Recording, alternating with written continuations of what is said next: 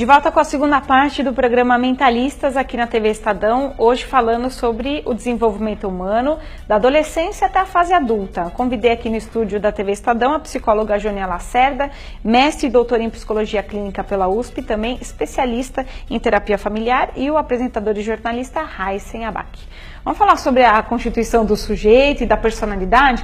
Tem muita gente que pergunta, a personalidade ela é formada até os 8 anos de idade, será que a adolescência pode influenciar também na configuração da personalidade de um indivíduo? E eu queria que você esclarecesse esses aspectos para a gente, então, Jônia. Personalidade é o jeito de ser. Então, o jeito de ser é bastante preditivo. A gente pergunta para os pais como que ele era pequenininho, para saber como ele é agora. Ou seja, uma coisa bastante... Tem muita coisa muito permanente. É que a gente amadurece ou não, a gente piora ou melhora na capacidade de se aceitar e se flexibilizar, se adaptar ao mundo.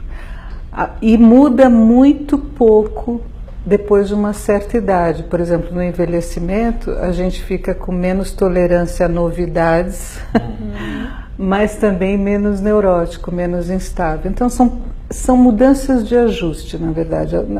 No começo da idade adulta, você meio que tem o cara.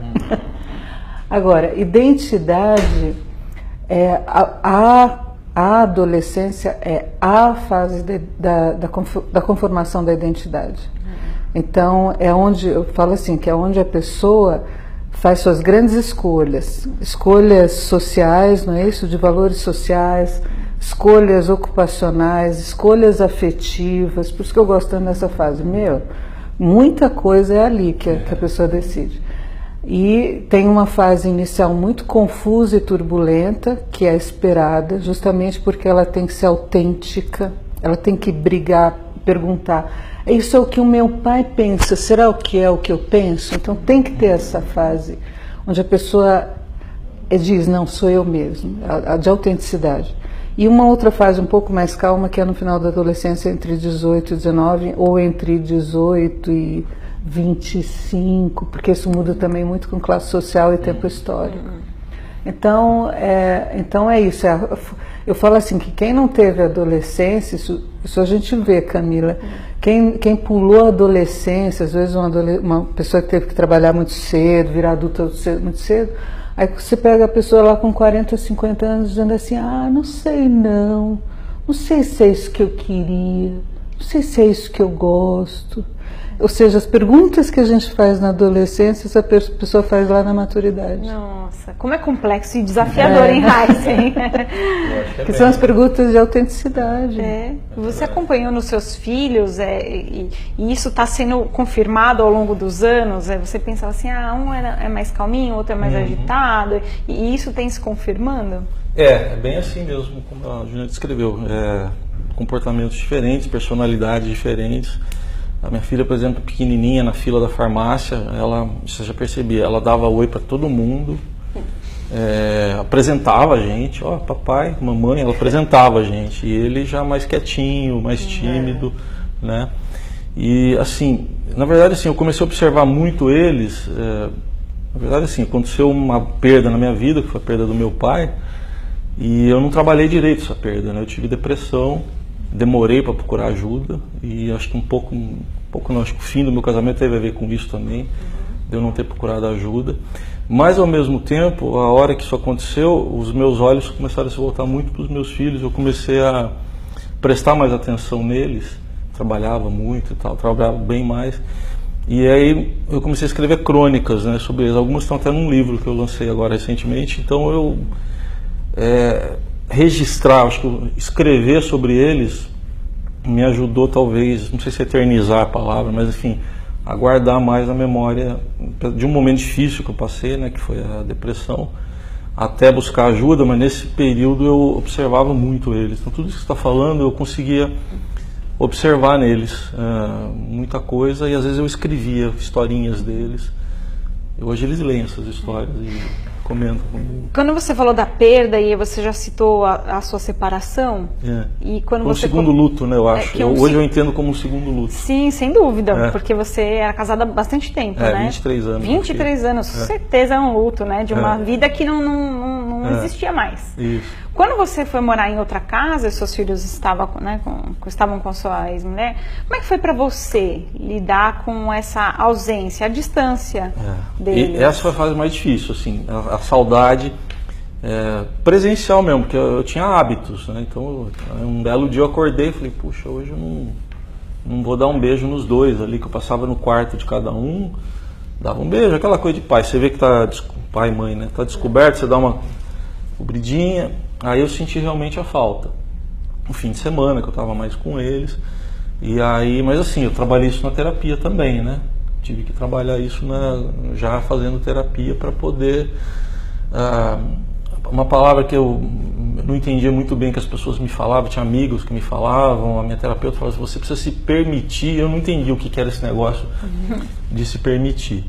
Tanto é que eu demorei assim até encontrar, a me permitir, e aí voltar a amar outra pessoa. Tanto é que com essa pessoa eu estou querendo passar tudo de novo, isso aí, talvez com o filho dela, talvez com mais algum que a gente possa adotar, né? Porque ela... é uma coisa que eu já conversei com ela. A experiência é tão boa que eu quero passar tudo de novo, se eu puder. Beleza. Se eu puder. Júnior, esse sentimento que o Heisen teve, que foi, digamos, antecipado, né? Daquelas famílias que ainda ficam juntas por mais tempo, né? Pode ser semelhante àquilo que a gente ouve falar da síndrome do ninho vazio, né? Quando os filhos saem de casa para casar, ou para morar fora, ou para fazer outras coisas. Esse sentimento pode ser semelhante? Esse que a síndrome, tal da síndrome, é um sentimento de solidão e de pesar, assim, uma certa tristeza, porque você não tem aquela presença dos filhos o tempo inteiro que preenche tanto da vida, né? Toma muito, mas preenche muito também, né? E isso, o que se estuda hoje é que assim, não é uma coisa mais tão clara, porque as mulheres agora são muito mais ocupadas, não é isso? Então elas têm outros projetos. Por exemplo, eu frequento, né, nos meus fins de semana eu observava muito isso, eu comentava muito com meu marido, né? Quando eles são pequenininhos, a gente ia pra praia e aquela turma inteira junto. Eles vão crescendo, eles ficam super agendados, né? E aí começam os casais a irem sozinhos, né? Isso. Então é uma mudança, acho que é uma boa palavra. A palavra síndrome remete a problema, por isso que eu não gosto muito dela, porque não é um problema. A tal da síndrome do ninho vazio não é um quadro clínico, nada disso. É um período de transição, que é o que você contou, que no seu caso foi antecipada pela separação. Mesmo que você tivesse ficado sozinho, tinha uma hora que estava você e a sua mulher lá, comendo cachorro quente. Antes era com os filhos e de repente está só você e a sua mulher. E aí, como toda transição, tem gente que encara isso muito mal, né? Mas muitas pessoas, isso, né? Não encarando isso como rejeição, não é porque o seu filho não lhe ama, que ele não lhe acompanha mais, não encarando como rejeição, não tendo essa necessidade de controle tão absurda, tão ansiosa. Na verdade, as pessoas constroem outros interesses, os casamentos se recontratam, porque os caras vão ficar mais juntos, homem e mulher. Tem isso, né? Tem essa também. Então, é engraçado, tem uns estudos que mostram que, na verdade, até a vida sexual aumenta na tal da fase. Uau! Se houver a recontratação. Sim. A minha companheira, vamos chamar assim, de 23 anos, que hoje é minha amiga, ela passou por isso, quando a minha filha saiu. Eu já não estava mais em casa com eles.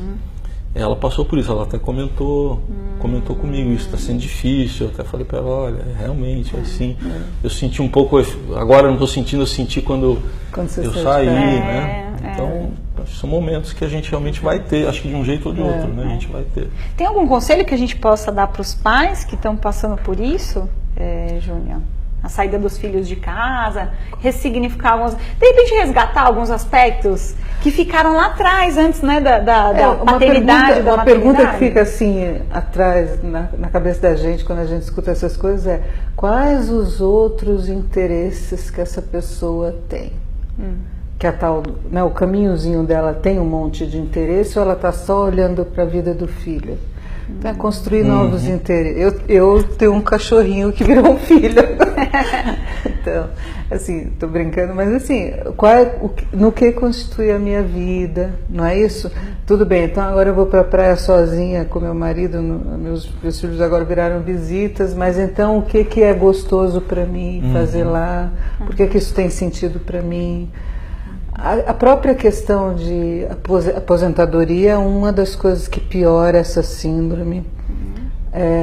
Hoje em dia se discute, né, que tudo bem aposentar, ou seja, você não tem mais a mesma condição de antes, então você tem... Condição é diferente, né, a força física e tudo. Mas sim, sempre manter algum tipo de ocupação é bem importante. Em outros capítulos aqui dessa série sobre desenvolvimento humano, Joânia e Raíssen, a gente trouxe algumas polêmicas em relação à criação dos filhos e à sociedade. Então, quando a mulher está na gestação, ela ouve um monte de palpite, não come isso, não come aquilo, porque seu filho vai nascer com cólica. Depois, quando a criança nasce, não toma café, não faz uma série de coisas. E depois, quando o filho vai para a idade escolar, mas... como que seria melhor educar essa criança? Então, assim, a gente tem a sociedade durante todas as fases praticamente do desenvolvimento humano fazendo a palpiteira da história, né? E todo mundo que veio aqui no programa falou, nessa fase as pessoas ficavam dando pitaco na criação dos meus filhos, né? Eu não sei se na parte da adolescência isso acontece, porque eu ainda não vivi, mas estarei no lugar de vocês um dia, né? Queria o depoimento de vocês sobre isso, né? Alguém da sociedade, algum colega já ficou dando palpite na sua vida e na criação dos filhos, Raíssen? Você pode trazer exemplos para nós também? Sim. De achar que com meu filho foi assim as pessoas acham que porque, não vou generalizar, mas às vezes a pessoa acha que porque com ela aconteceu de uma forma, que vai ser daquela forma também com todo mundo. E não, acho que cada experiência é uma experiência, cada indivíduo é único, né? Até numa mesma família você tem 2 filhos diferentes, não é porque você teve uma experiência, mas com a sua irmã eu fiz isso, por que com você não está dando? Porque você é outra pessoa. Então não dá para aplicar as experiências que eu tive com a Vivian, por exemplo, com o Vitor. E não é só por ser menina e menino, acho que tem... É de personalidade. É de personalidade mesmo. Então, às vezes com a Vivian... E o mundo, né? Eu jogo um negócio para ela já começa a conversar eu preciso ir chegar mais nele para conversar. E às vezes as pessoas acham, sei lá, rotulam, acham que... chamam de aborrecente, como às vezes a gente ouve, né? Eu acho que não acho legal chamar de aborrecente. Eu quero trazer essa questão, Jônia, também, porque, por exemplo, a gente até brinca, né, que é um clichê aí da psicologia. Tudo é culpa dos pais, né? O paciente vai para terapia, porque minha mãe fez isso, porque meu pai fez aquilo. Então tem uma carga de responsabilidade e culpa que ainda os pais carregam, eu né? tenho uma visão assim, trazendo um pouco das observações dos antropólogos, né? Nossa sociedade deixa pai e mãe muito sozinho com os filhos. Isso, exatamente. Nenhuma outra sociedade humana era assim. É muita solidão, é tudo. Então, na verdade, a adolescência, por exemplo, meus filhos deram trabalho, um de um jeito, outro de outro. E assim, em muitos momentos foi muito importante eu pedir que outra pessoa entrasse na situação. Então, meu pai, então fala com o seu avô, então fala, olha, o seu tio está falando isso, ele vai falar com você. Você chamar outras figuras no momento em que os filhos estão precisando brigar tanto com você, é verdade. É uma maneira de diluir um pouco, entendeu? Então tem aquelas brigas fenomenais, você vendo alguma coisa que você não está conseguindo que a pessoa se proteja, no final é questão de proteção, né? Então às vezes é muito importante, a palavra que a gente tem agora é rede. É você contar com que outras pessoas também participem da vida do seu filho, que ele consiga escutar então outras pessoas, não no sentido de se meter. Por exemplo, eu lembro de uma vez numa situação de um filho que, sei lá, ele sumiu aí nas madrugadas da vida, bem novinho.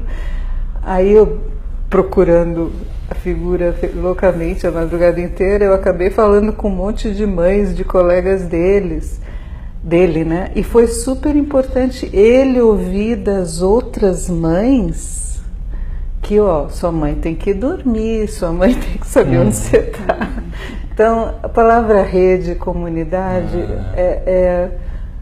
ainda bem que agora a psicologia, né, lembrando as ciências sociais, acordou para isso. Não é tudo pai e mãe, não tem como você dar conta de uma situação, de um momento tão... Né, se ele não tiver outras pessoas. Não deve ter preconceito com a psicologia. Né? Falo não porque está na presente de vocês. Por exemplo, o meu filho agora, recentemente,